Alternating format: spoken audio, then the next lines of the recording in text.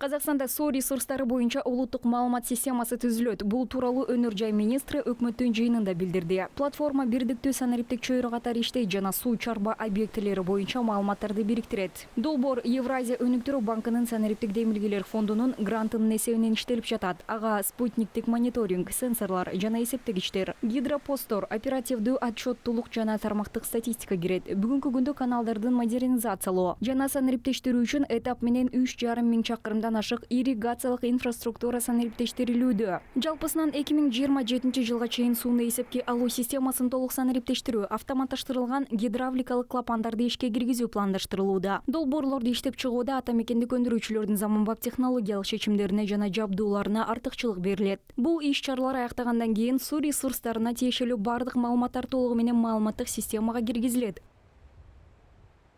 Халыкты сапалы ауыз сумен камтамасыз этүү ол өтө. Калкты сапаттуу ичүүчү суу менен камсыз кылуу эң маанилүү милдеттердин бири. Бул мамлекет башчынын төздөн түз көзөмөлүндө. Маалым болгондой, бул үчүн керектүү каражат республикалык бюджетте каралган. Өлкө башчынын мыйзамсыз казылган мүлктөрү өлкөгө кайтаруу боюнча тапшырмасынын алкагында суу менен камсыздоо боюнча 230га жакын долбоорду ишке ашыруу үчүн атайын мамлекеттик фонддон кошумча 60 миллиард теңге бөлүнгөн. Облустук акимчиликтер жыл аягына чейин ичүүчү суу менен камсыздоо боюнча иштеп жаткан бардык долбоорлорду ишке киргизүүнү камсыз кылышы керек. Бөлүндү. Өңүр акимдиктери жыл соңуна дейин ауыз сумен камтамасыз этүү боюнча колданыстагы барлык жобаларды иске косууду камтамасыз этсин.